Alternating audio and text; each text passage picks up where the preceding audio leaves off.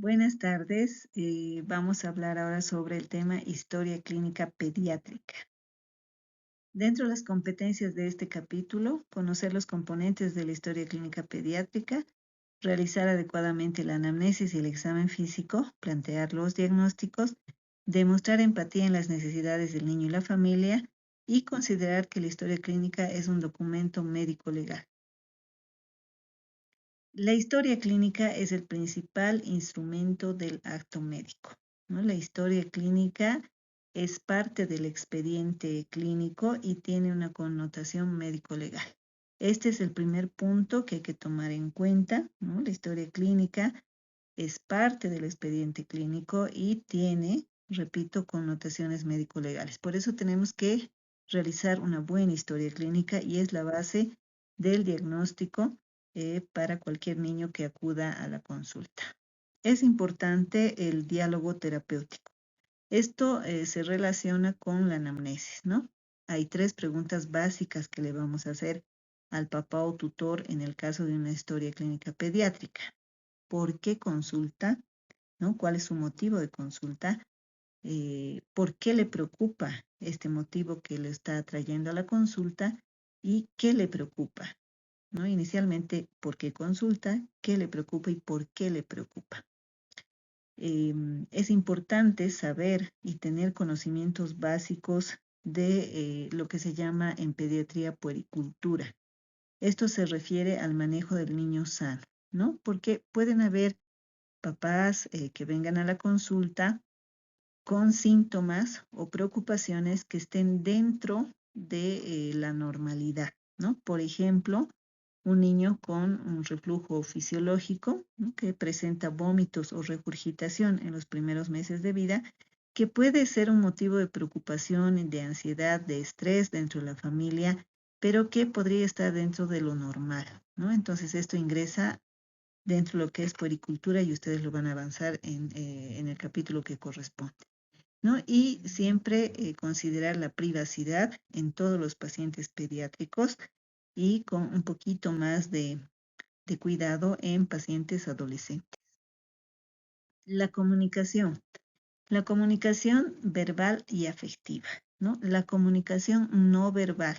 Esto se refiere al acercamiento que tenemos que tener al paciente con calidez, con respeto, em, con una sonrisa, ¿no? A veces tenemos que frotarnos las manos para que no estén frías y poder tocar al paciente y no esté irritable. Siempre tenemos problemas con lo que es la barrera idiomática, pero hay que saberla sobrellevar en nuestro medio. Cuando hacemos la anamnesis, también tener cierto tacto y mucho respeto a las creencias de los pacientes que vayan a consultar, de los papás o tutores, ¿no? Saber preguntar y tener mucha consideración con este tipo de creencias. Y reconocer las emociones de la familia, ¿no? Hay papás que están muy alterados, muy afligidos por síntomas que les preocupa y otros que tal vez no tienen mucha preocupación de la sintomatología del niño. Entonces hay que reconocer estas emociones en la familia para iniciar el diálogo terapéutico. Las partes de la historia clínica son las mismas en la pediátrica como en la del adulto. ¿Por qué? Porque este es un documento médico legal, ¿no? Pero obviamente en la historia clínica pediátrica tiene algunas diferencias. Dentro de las partes que ustedes las conocen, la afiliación, motivo de consulta, enfermedad actual, antecedentes no patológicos, antecedentes patológicos, anamnesis por sistemas, examen físico, diagnóstico y plan de manejo. Dentro de las diferencias importantes, iniciamos con lo que es los antecedentes no patológicos, ¿no? Aquí, por ejemplo, la anamnesis nutricional. Este es muy importante en la historia clínica pediátrica y se inicia con la pregunta clásica y básica en cuanto a lactancia materna. ¿Recibe lactancia materna? ¿Recibió lactancia materna? ¿Cuándo inició la alimentación complementaria? ¿Con qué alimentos inició la alimentación complementaria? ¿Cuántos tiempos de comida recibe dependiendo de la edad del paciente? ¿No? Y en este caso, la anamnesis nutricional es muy importante porque da pie para el diagnóstico nutricional, ¿no? Dentro de otros antecedentes importantes están los perinatales también. O sea, preguntar cómo fue el parto, ¿no? ¿Fue cesárea? ¿Por qué fue cesárea? No, fue un parto normal. Bueno, la edad gestacional, ¿no? ¿Fue prematuro? ¿No fue prematuro? ¿Estuvo internado? Luego las inmunizaciones, la historia de las inmunizaciones, por eso en la historia clínica pediátrica se debe pedir el carnet de salud infantil en donde está el esquema de vacunas para saber si el niño ha recibido todas las que corresponde para la edad que tiene o hacer las recomendaciones, ¿no? Verificar si es que tiene las inmunizaciones completas, los refuerzos. Y dentro de los antecedentes familiares en la historia clínica pediátrica es importante preguntar enfermedades hereditarias, ¿no? Por ejemplo, digamos las más básicas, tipos de alergia, enfermedad celíaca, diabetes, cáncer, ¿no? Y el resto de los puntos son muy parecidos a los de la historia clínica del adulto. Dentro del examen físico existen diferencias, ¿no? En toda historia clínica, nunca olvidarse de todo lo que es bioseguridad, lavado de manos, el acercamiento con respeto y delicadeza. Debe haber un ambiente acondicionado cuando es una historia clínica pediátrica para que el niño esté tranquilo, un ambiente cálido, ¿no? En nuestro medio una estufita. El examen es dinámico. ¿A qué se refiere esto? A que la secuencia del examen físico no es como la del adulto, ¿no? Que empezamos en la cabeza y vamos bajando. Podemos empezar en la cabeza, tórax, abdomen anterior y luego la parte posterior, porque todos los procedimientos invasivos se deben dejar al final. Por ejemplo, si estoy en cabeza y quiero examinar oídos o quiero examinar orofaringe, no puedo hacerlo secuencialmente, debo dejar estos procedimientos para el final del examen físico, porque si yo examino, por ejemplo, orofaringe, el niño se va a poner irritable, va a llorar, no va a querer que lo toque, entonces el examen se nos va a complicar. Entonces, todo lo que es procedimientos invasivos tiene que ser al final, ¿no? Por ejemplo, otoscopía, examen de orofaringe o un tacto rectal si es que es necesario. Depende mucho del grupo etario también y por eso hay que saber cuáles son los grupos etarios en pediatría.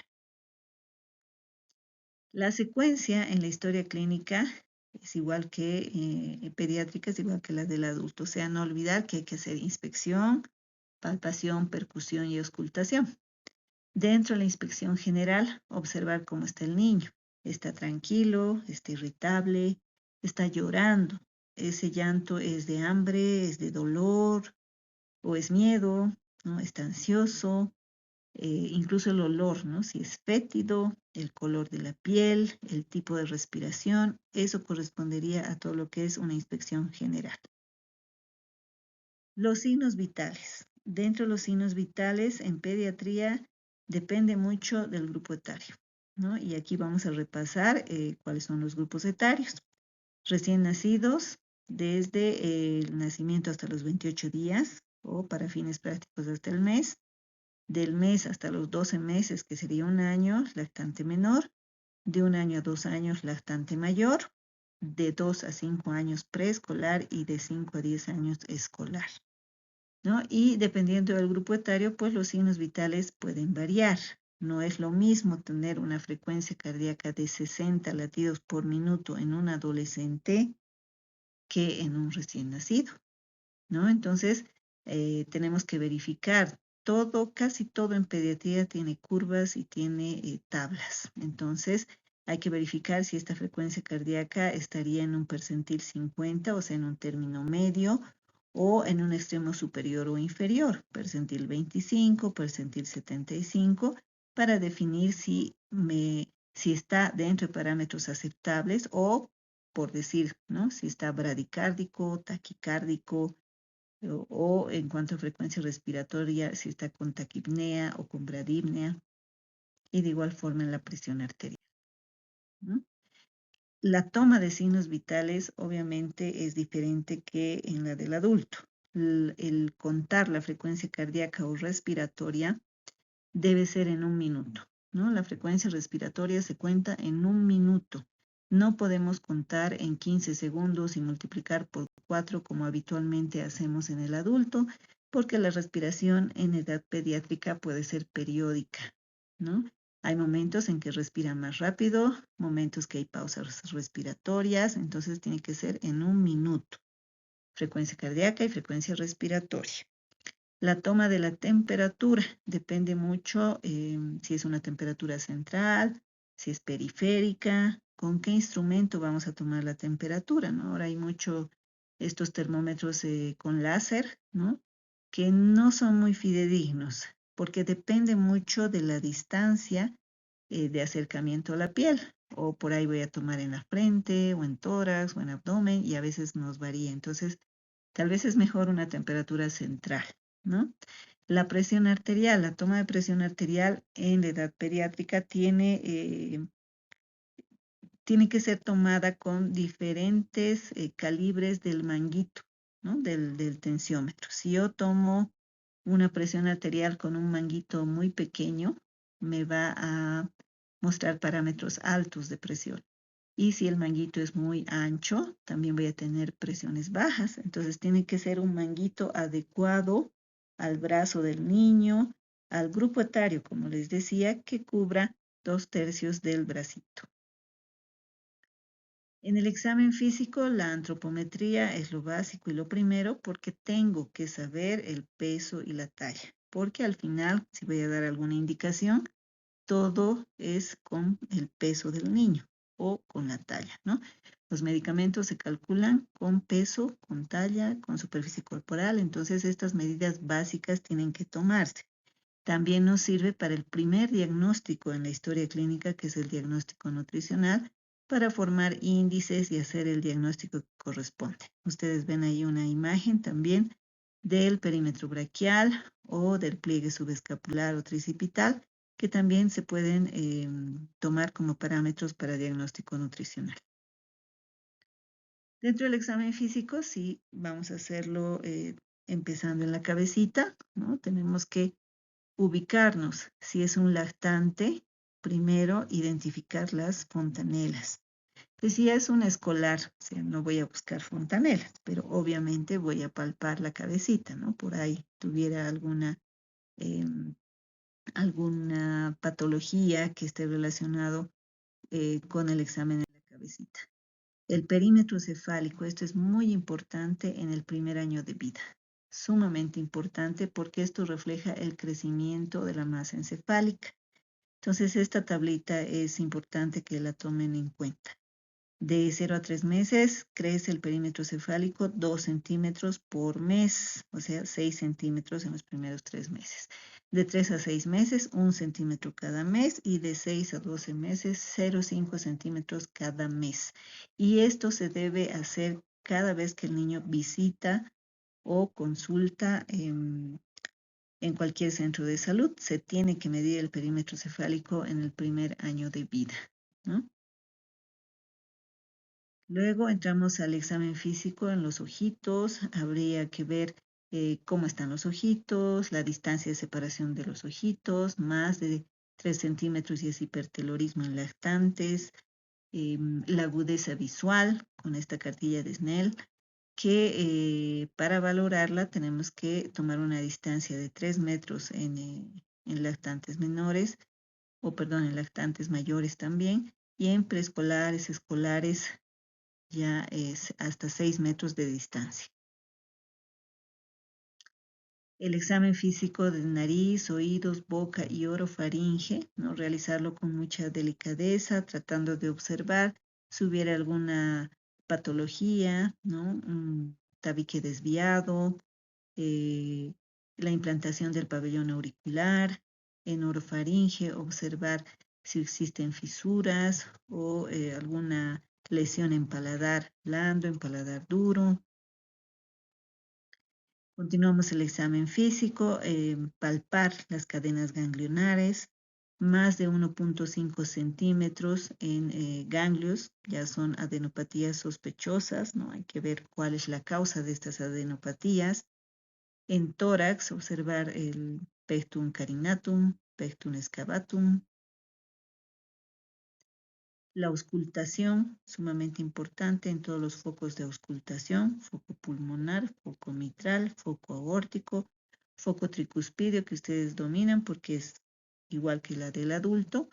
En abdomen, de igual forma, siguiendo la secuencia, inspección, palpación, percusión, auscultación en los cuadrantes abdominales, que ustedes recuerdan son 9 cuadrantes: hipocondrio derecho, hipocondrio izquierdo, flanco derecho, flanco izquierdo, fosa ilíaca derecha, fosa ilíaca izquierda, epigastrio, mesogastrio, hipogastrio.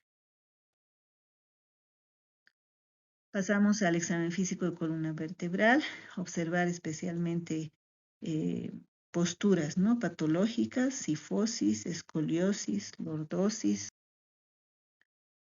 articulares, patologías articulares o en rodillitas, observar cómo permanece el niño de pie, si hay alguna tendencia a genuvaru, genuvalgo. En los piecitos también, un pie valgo, un pie varo, ¿no?, un pie equino.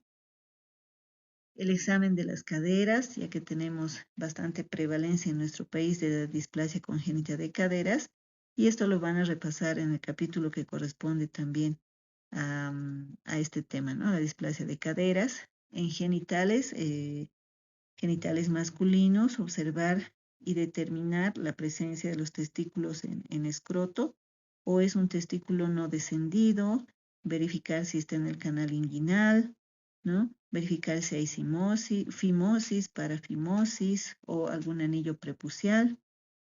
En las niñas se debe observar el himen, los labios mayores, labios menores, y se puede utilizar lo que es la escala de Tanner, que también la van a repasar en capítulos posteriores.